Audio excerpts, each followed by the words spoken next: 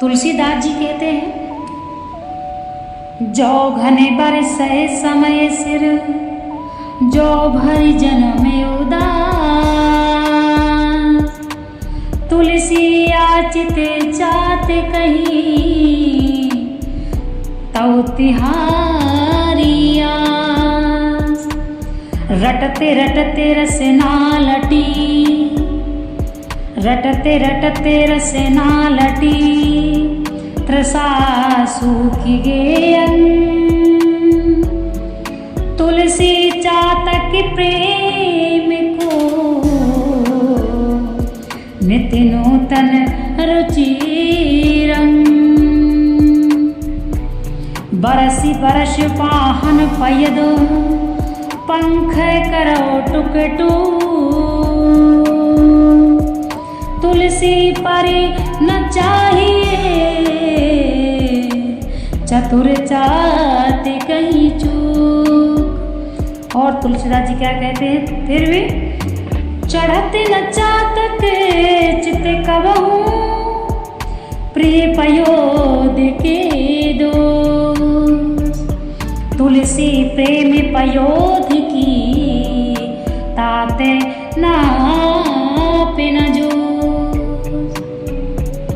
हम जो संसार के दुखों से घबरा उठते हैं, इसका कारण यही है कि हम उनमें प्रेम ऐश्वर्य भगवान की रुचि को, उनके विधान को नहीं देखते हैं। कठोर आघात में उनके सुकोमल कर कमल का स्पर्श नहीं पाते, परंतु भगवान का प्रेमी भक्त किसी कष्ट से नहीं घबराता, क्योंकि वह भगवान पर समझता है कि मेरा भार तो भगवान संभाल रहे हैं, मुझे किस बात की परेशानी। क्योंकि वह प्रत्येक वस्तु में भगवान का स्पर्श पाता है। वास्तव में भगवान का प्रेमी भक्त सब कष्टों से परे पहुंचा हुआ होता है। उसका जीवन भक्त सेवा में होता है। वह सेवा को छोड़कर मुक्ति भी नहीं चाहता। जो भगवान से प्रेम करता है वह कभी मुक्ति नहीं चाहता। मुक्ति तो वह चाहता है जो किसी बंधन का अनुभव करता हो। भगवत प्रेम का बंधन तो सारे बंधनों के छूट जाने पर होता है, और इस प्रेम बंधन से भक्त कभी मुक्त होना चाहता ही नहीं। जो इस प्रेम बंधन से मुक्ति चाहता है वह भक्त कैसा, इसी से समझने का विषय है।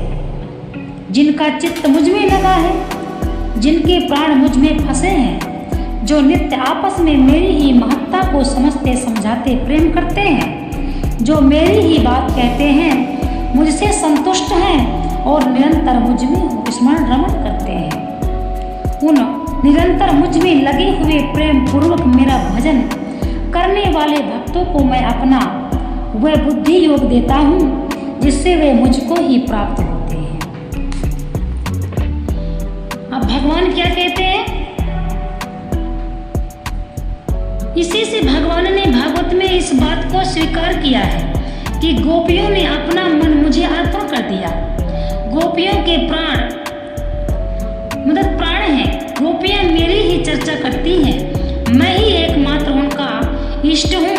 मुझ पे ही उनका एकांत प्रीति है। गोपियों ने भगवान का नाम रखा था चित्तचोर। क्या मधुर नाम है। आहा, हम सबकी यही इच्छा रहनी चाहिए कि भगवान हमारा चित्त चुरा ले। कुछ सज्जनों को भगवान के लिए इस चोर शब्द पर बड़ी आपत्ति है। उनके विचार से श्रीमद् भागवत में जो माखन चोरी आदि की बात है वह भगवान के चरित्र में कलंक रूप ही है, पर असल में बात ऐसी नहीं प्रतीत होती। पहली बात तो यह है कि उस समय भगवान बालक स्वरूप थे, इसीलिए उनकी चोरी आदि की प्रवृत्ति किसी दूषित बुद्धि के कारण नहीं मानी जाती। वह केवल उनकी बाल सुलभ लीला ही थी। परंतु वास्तव में सच पूछा जाए तो भगवान तो लीलाएं करते थे। सच पूछा जाए तो सच क्या है?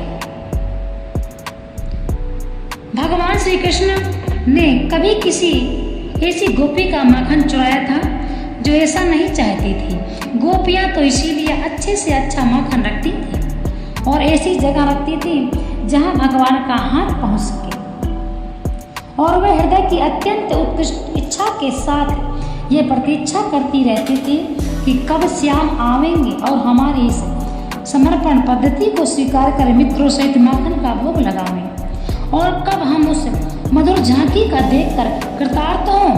यही तो उनकी प्रेम साधना थी। गोपियां स्वयं भगवान के लिए माखन रखती थी। कौन कह सकता है जो निरंतर चित्तचोर की श्याम सुंदर मूर्ति की झांकी के लिए उत्सुक रहती थी और पलकों का दर्शन असहाय होने के कारण पलक बनाने वाले ब्रह्मा जी को कोसा करती थी। गोपियों की ऐसी भावना थी जो ब्रज युवतियों गवों को दुहते समय, धान आदि कूटते समय, दही बिलोते समय, आंगन लीपते समय, बालकों को पालना झुलाते समय, रोते हुए बच्चों को लोरी देते समय, घरों में झाड़ू देते समय प्रेम पूर्ण मन से आंखों में आंसू भरकर गद्यवाणी से श्री कृष्ण का नाम गुणगान किया करती है। उन श्री कृष्ण में चित्त निवेशित करने वाली गोप्रमणियों को धन्य है। इस प्रकार गोपियां चित्त हर समय श्री श्याम सुंदर पे ही लगा रहता है। घर के सारे धंधों को करते हुए भी उन्हें अपने प्रियतम श्री कृष्ण का एक क्षण को भी विस्मृति नहीं होती थी। उद्धव ने जब गोपियों को योग की शिक्षा दी तब उस समय उन्होंने उद्धव से यही कहा कि आप उन्हें योग सिखाइए जिन्हें वियोग हो। हमारा तो श्री श्याम सुंदर के साथ नित्य संयोग है, ऐसा गोपियां कहने लगी। गोपियों की सिर्फ कृष्ण थे। उनका तन मन धन जो कुछ भी था सब भगवान कृष्ण को ही समर्पित था। इसीलिए गोपियों ने भगवान श्री कृष्ण का एक नाम रखा चित्तचोर, कि हमारे चित्त को चुराकर कृष्ण तुम मथुरा चले गए। ऐसा गोपियां भगवान श्री कृष्ण को चित्तचोर नाम से पुकारती थी। वैसे तो भगवान के बहुत नाम हैं, परंतु ये चित्तचोर बहुत ही प्यारा नाम है। यह नाम गोपियां रखती थी और गोपियां चित्तचोर के नाम से भगवान कृष्ण को बुलाती थी।